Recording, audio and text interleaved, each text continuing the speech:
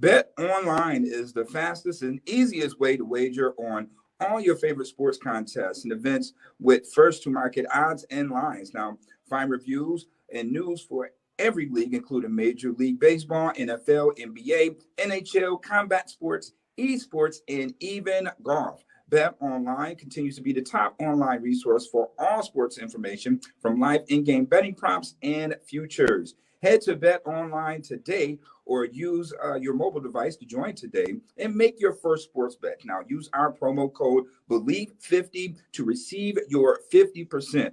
Welcome your bonus on your first deposit. Now, Bet Online is where the game starts.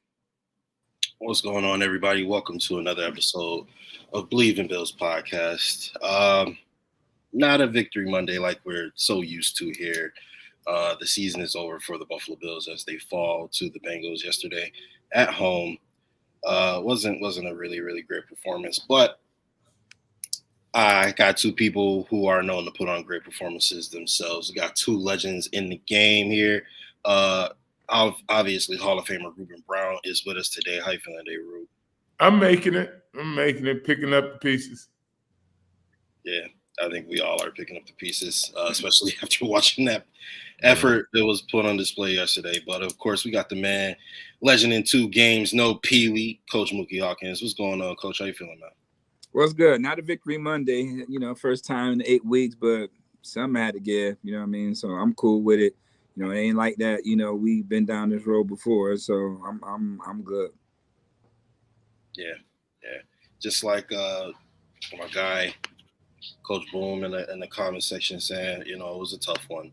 The Bills fall yesterday, and really didn't look inspired at all. It was just they were going through the motions. It kind of felt like, obviously, they out there playing their house out. They didn't want the season to end, but it kind of felt like it was just inevitable, especially after the Bengals go up 14-0.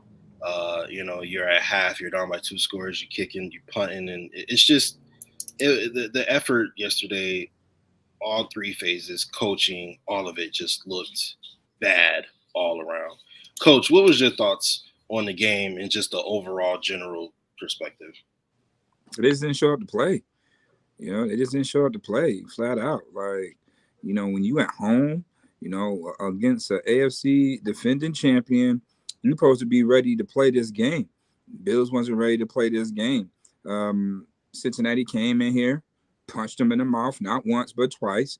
And the Bills didn't withstand that. They got out of their element. I think they panicked, when they were down so quickly because they haven't really been down before like that all season long. And, when you got a team like that who hasn't been behind like that all season long, it makes them very uncomfortable, and it makes them desperate. And, this is early in the game. So instead of just, dinking and dunking, trying to, climb your way back in the game, they're trying to get it 14 points all in one play. And it never happened. It never came to fruition. The closest part about it, they had a chance to, get some points before halftime, but they didn't. And then they get the ball back at half and they, go 3 and out, if I'm not mistaken. So the players said there wasn't a lot of energy. The energy was high during the game, but again, when they got that 14 zip, the energy just wasn't there. And I'm trying to figure out, what the hell am I listening to? What the hell am I hearing? What do you mean ain't no energy because it was 14 zip? Coach said that they got out physical. This is the 3rd year in a row that Coach McDermott said that this team got out physical in the playoffs. So this is the 3rd time you're saying that. And it's in the snow. So if you got out physical, that means you run the ball to make your team physical. You can't, I just don't act like, bro, like we're in the snow. We're going to be physical. The only way to be physical is to run the ball. The Bills was way too finesse.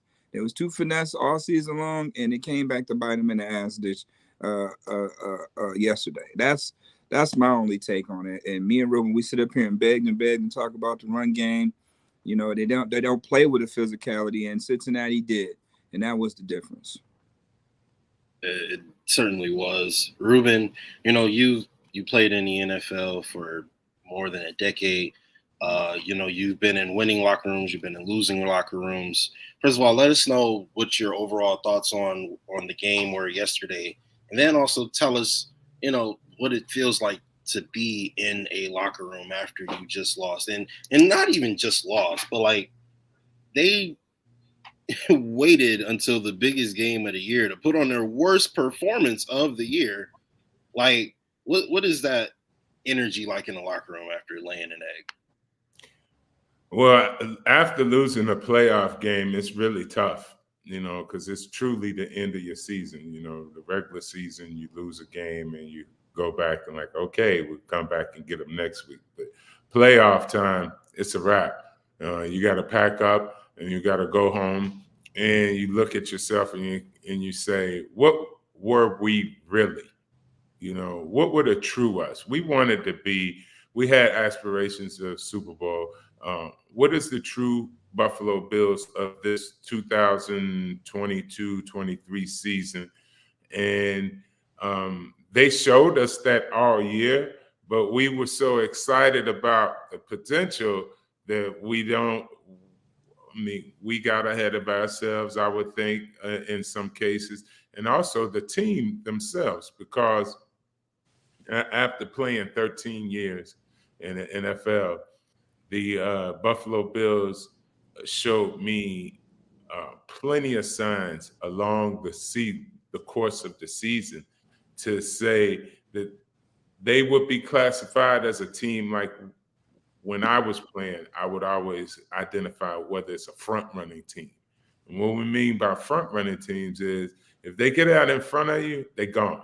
They're not going to look back. They're going to beat you. That's pretty much been the Bills. Now, if you get them in a dogfight, all bets are off. They don't know how to handle that type of pressure because they really are fueled by success and constant success. Or if they miss a fumble or fumble the ball or something else happens for them that is exciting enough to carry them on and overcome anything that might really be a glaring issue, like not running the ball. Because, a team that isn't a front running team is pretty much a physical, grueling team that will pound the ball out, get a win whichever way they need. They'll stay on the field all day offensively, might not score a lot of touchdowns or throw big bombs, but they control the clock, they control the game. They, just situationally win all the time. And the Bills never did that. Bills, the games that they won, they came out the gun blasting, get down the field. And the Bengals basically did to the Bills what they've been doing to other teams without a run game. But yet the Bengals, they, with their passing attacking ability to strike really fast and deep and hard, they also had a grueling run game so they could sustain keeping the ball from you and not exposing your defense to too much. And just saying that defense problem, Muki, you said it. What did he say? You got out physical, or for the third time in a row. That's line play. In the playoffs, you got to have superior offensive line, defensive line play in order to continue to move through the playoffs. And yesterday clearly showed Cincinnati's Bengals backup offensive line is better than our starting offensive line, and physical enough to beat our starting, supposedly semi-starting defensive line. Hey, we didn't have Von Miller. That's somewhat of an excuse. But overall, the last 3 years, Moot, our D-line is not Super Bowl D-line. It's okay D-line. They do all right when you're up ahead and killing people with Josh and Diggs, but that falls apart. No running game, and expect pressure from that group. We haven't been seeing it all year. We got a little bit here and there, but we ain't seen nothing from our defensive line. So the playoffs just exposed us and showed us truly what our team was, overall for the season, and that's what we got against the game. I'm sure everybody was excited and pumped up to go out and play that playoff game and everything. So I don't doubt that they didn't have the emotional thing, but it's a whole lot of different pressure, and it's in the playoffs, and you down by 2 touchdowns. And you saw they imploded, and we just talking about the players. We ain't even got into the coaches yet. Speaking of, hey, Coach, real quick, before we get into the rest of the show, what is the main, or not main, what section of the team, the offense, the defense, special teams, coaching, trenches, what section of the team do you give most of the blame to? The offense. The offense. I mean, now I'm gonna say offense and defense, because at the end of the day, Cincinnati was playing with three starters missing. Everybody kept talking about that all weekend. Oh, Cincinnati got 3 starters not playing. What did Leslie Frazier and Coach McDermott do to capitalize off that? Nothing. They stayed basic. They stayed plain Jane. Like, their guys were going to win that one-on-one battle. Didn't happen. Offensively, what do we do to match that? What do we do offensively to match that, but come out in the same thing that we've been coming out in for 14 weeks? Josh Allen this, Josh Allen that. Not getting Diggs involved, not getting the run game involved. So you make yourself one-dimensional, and then you're down 14 zip. You're super one-dimensional, because now teams know that you have to pass to get back in there. And guess what? We're just going to go cover 2 shell, let our 4-man front peel their ears back and go get Josh Allen. Come with a spy or 2 here and there, force him to do something he want to do. Ball game. It's as simple as that. Like, when you don't adjust, everybody want to talk about execute. You can't execute when a team knows everything that you're doing. So you have to make adjustments, in-game adjustments, that both sides never did. And this is the end result. Like you said, they waited for the best game to play their worst game. Because teams, this is what the playoffs do. The playoffs expose what every commentator and every analyst been saying all season long about you. And when it comes to fruition, it's a big fat I told you so. I can imagine this morning how many I told you so's about this Buffalo Bills team is being said right now. You know what I'm saying? Because it's true. You cannot win a Super Bowl if you're not going to run the football. When you look at these Final Four teams, who are they running backs? San Fran, Christian McCaffrey, Philadelphia, Mike Sanders, Joe Mixon, and Pacheco. Look at Pacheco, the rookie, running wild out there. You have to run the football to take the pressure off your passing game. You have to run the football, and I can't explain on how much Ruben Brown been saying this all season long. You have to run the football.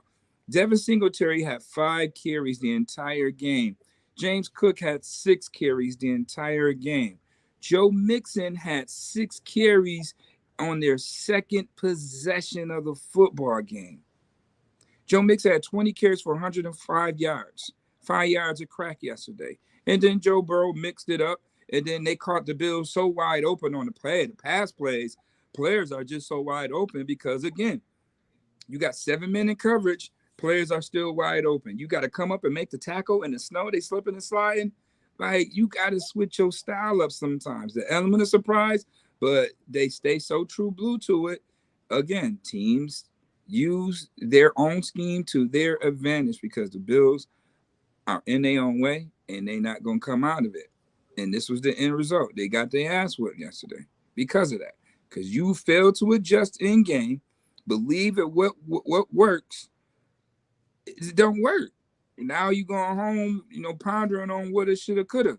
You got to change that up. Now you got, like Ruben said again, they've been investing on that defensive line. Greg Rousseau, first round. Ed Oliver, first round. Boogie Basham, second round. AJ Espinosa, second round. We ain't talking about the free agents they brought in, but you're investing all this draft capital Nobody's making plays. And that's a major issue. Now, some of them draft picks, you could have got you a top wide receiver. You could have got you a bona fide interior lineman or something. Their evaluation now is starting to be in question because you wasting so much draft capital on winning up front. And guess what? Y'all not winning up front.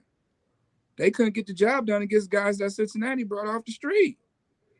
So, when it comes down to contract time, I'm gonna bring that up. Like you ain't worth what we drafted you to be. At this point, in my scheme, now you may go somewhere else to be an animal, rightfully so, because the Bills not recognizing who they really have and how to use those players to their strength. If you got to switch your style up, you got to switch your style up to win a football game. Now, it's been times I'm coming off back-to-back championships, right? And I'm like, okay, I've been doing this a certain type of way for 2 years, but I ain't got those type of players. But I think I do. I find myself going 0-2 first couple of weeks of the season. What am I doing wrong? Well, this team ain't like the last team and the team previous. You have to use those players and create plays to their strong suit. Maybe they're not a 4-2-5 team. Maybe they're a 3-4 team this year with the personnel they got. Put Jordan Phillips over the center. Put Ed out of true 3-tech, how he's supposed to be. Put Tim Settle out of true 3-tech, he's supposed to be. With Shaq Lawson and Greg Rousseau, with AJ Espinosa coming in, frequently run some zone blitzes off a 3-4 defense. Give Cincinnati a different look that they ain't seen before. That's going to make them, react a certain kind of way to it. But they don't have it in them. And right now I don't know what to expect. This team, like, ain't no position safe right now other than quarterback and cornerback at this point. Ain't no position safe. We know Stephon Diggs ain't going nowhere, but other than that, they still need some help at receiver too. So it's just right now. It's just boy. We can forget about them being a Super Bowl caliber. They just right now a playoff contending team. Let's just leave it at that. Until they show otherwise, it's not a Super Bowl contending team. I hope the narrative don't be that way. I hope mainstream media don't be saying, oh, they favorite to win Super Bowl. Don't put the Bills in that category, because right now, I don't know if they believe in their own press clippings. For them not to come out at home and have a sense of pride being down 14-zip, I got a problem with that. All right, Ruben, Muki kind of went through most of the topics. So you want to give your thoughts on the offense and the defense? That's why man was in the quarter chilling, man. Go off on that. Well, look, you said a lot right there, Muki. And I mean, I believe everything that you said. That I'd go back to say this about the Bills. The Bills are exactly who they were in the playoffs all season. The mistakes that showed up on game day, they were there before.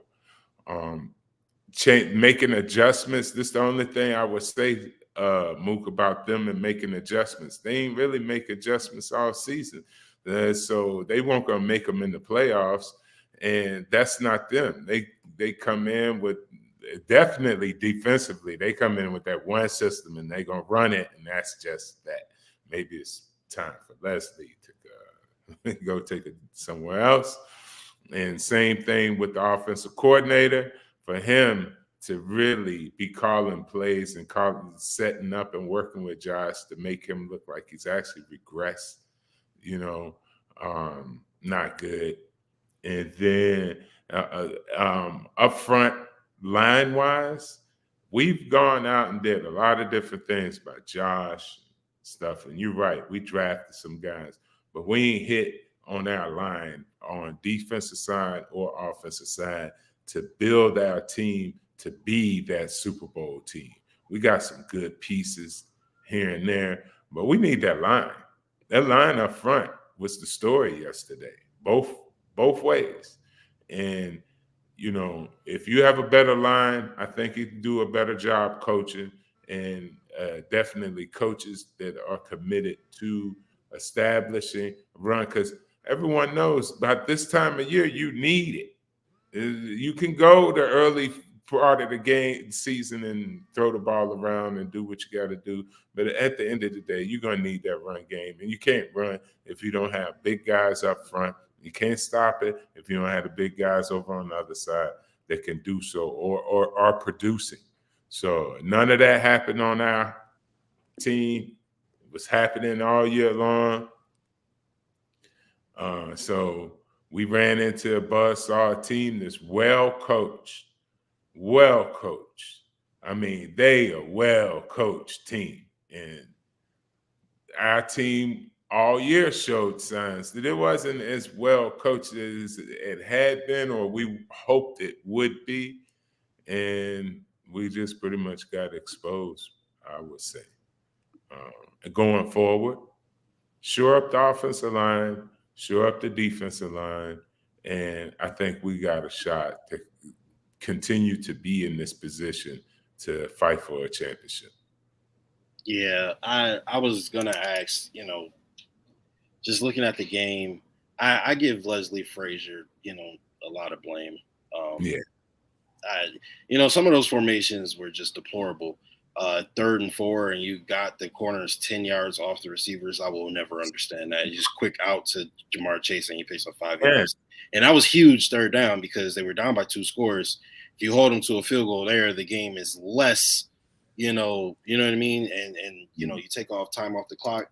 McDermott made a lot of questionable decisions where, you're in a fight right now and, you're punting here, you're choosing not to take a field goal here. You're doing, there was a couple of situations where I feel like he made the wrong decision, similar to years in recent years in the playoffs where he's made a decision that was extremely conservative. It's like, are you trying to win the game or are you trying not to lose the game?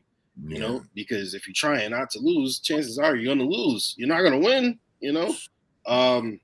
So this is what I want to ask you guys all across the board. I think all 3 coaches, because the way I look at Ken Dorsey, I was just like, you know what? We won 13 games and, it seemed to be working. So I was like, I gave you the benefit of the doubt, but it's the playoffs now. You got to bring something. Miami, okay. And then this game, he just brought the exact same thing every single game past the bye week. And it was, like I said, Josh back and pass. It was just all like, Josh, go out there and do something. That was the offensive scheme. It was Josh, go out there and do something. So that was really just the vanilla-ness of the offense and the defense really, really was extremely disappointing, especially to be there in person and just watch all those fans leave. And, you got Bengals fans being able to just talk they mess, to all the fans. And like, man, that hurt, man. Like, I couldn't believe they went out there and laid down like that. I really couldn't believe it. This hurts to me more than last year's where the 13 seconds and all that crap, because I could say my team fought. We went to the wire. My quarterback was the best player on the planet that day. Yeah. I can't say any of that today. They didn't fight. I don't know if the players would even say they fought, because Matt Milano was saying that, typically the defense will make a stop and then the offense will score and then there's some type of momentum swing. There was no momentum swing because the defense couldn't make a stop. And when they did, the offense was just like, here's the ball back. So it really was bad from every single angle. I can't think of a bright spot in the entire game. I really cannot.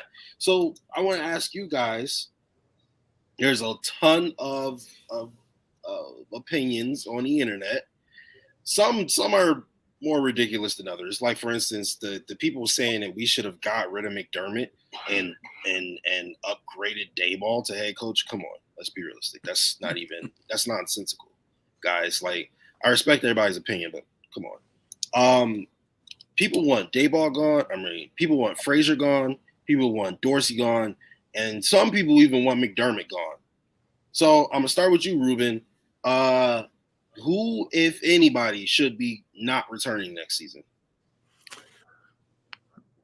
This is par for the course. This is what we always do in Buffalo. As soon as the season's over with and doesn't end the way we want to fire everybody. I mean, really, and deep down. And once we calm down, we try to realize, all right, who was good, who wasn't good. But what needs to be fired is the offensive concept, number one. That has to be fired. Number two, whoever prepared, schooled, or developed our line play. I mean, they got to go.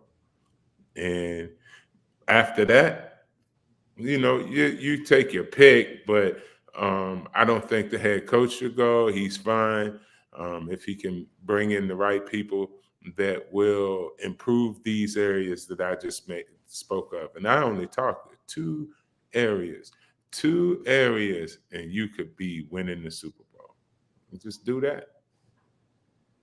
Yeah, the Bills picked up Aaron Kromer this offseason, who was the offensive line coach back in the shady days when they were the number one rushing team in the league.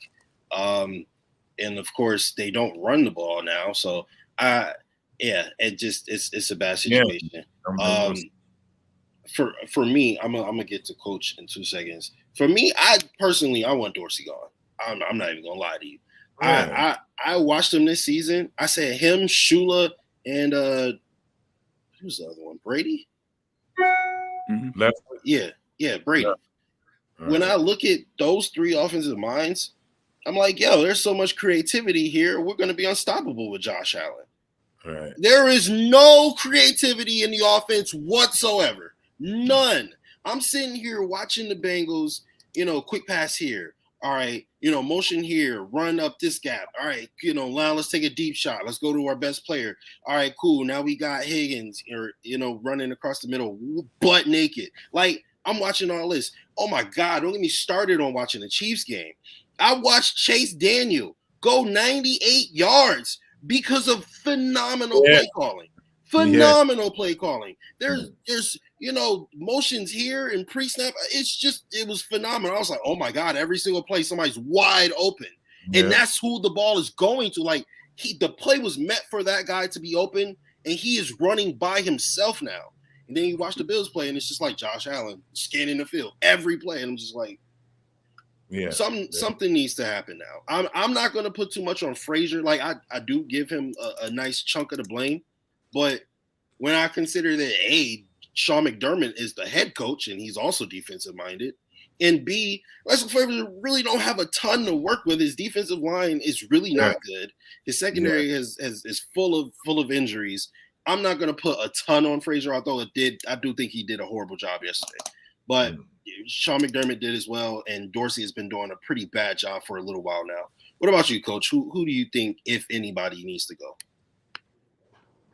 Oh, Dorsey definitely got to go. I mean, if it come down to somebody out of those three, I say Dorsey. I mean, it's just like I think the postseason was. I think that moment is probably too much for him. That's like having a rookie quarterback in the playoffs. That it might be a little bit too much. So you want to give him the necessary help and the support and people around him, so it doesn't expose himself.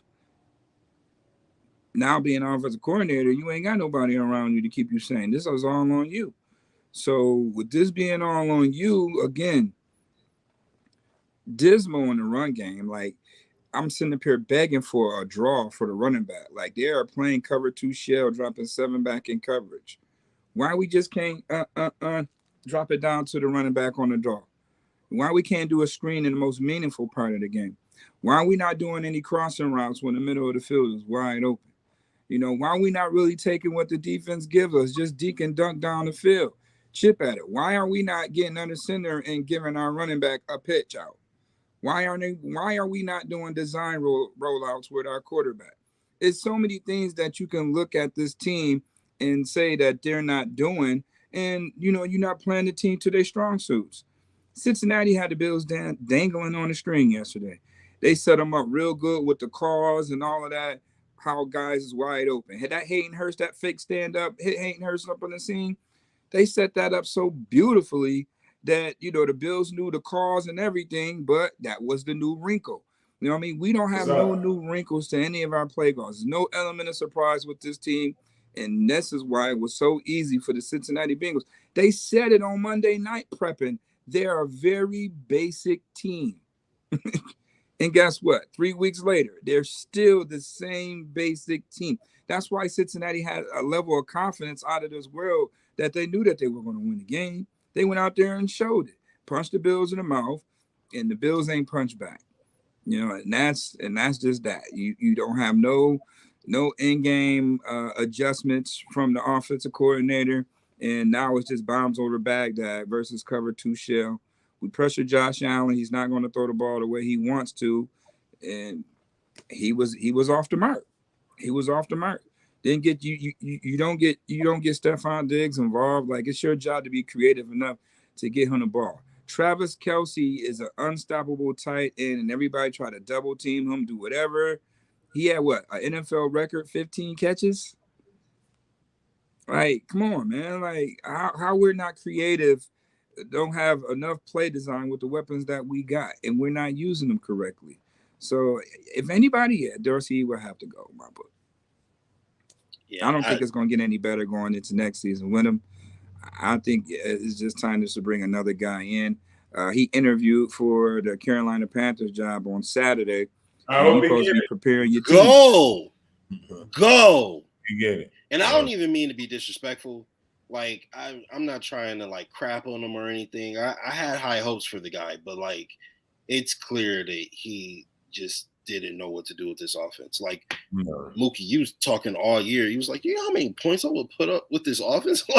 Like there's just no creativity at all. If I see another wide receiver, if I see another situation where there's 2 wide receivers in the same area when the ball is thrown, I'm going to freak out. Like, I'm going to lose my mind. It just, the entire situation, all of the offense all year, after the bye week, at least, was just, honestly, just subpar, if I'm being honest. Like, your only saving grace is that 17 is out there and 14 is out there. It's literally it. That's your only saving grace. If we don't have 17 and 14, then I swear we might win like 7 games this year.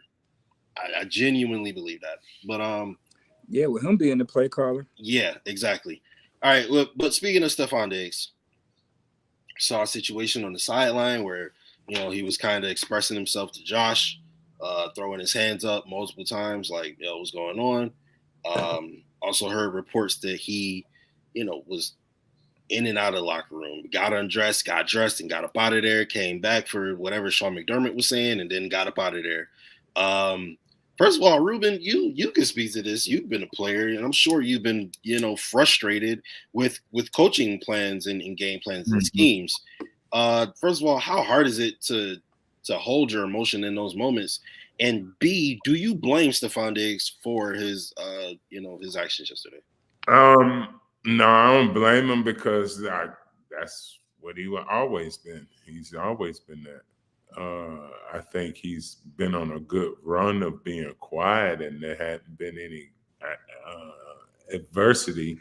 So, there's no way it would show up, but adversity showed up, and we saw what we had seen in other places and other times in his life. So that's something. I think as a player, he's got to put in check.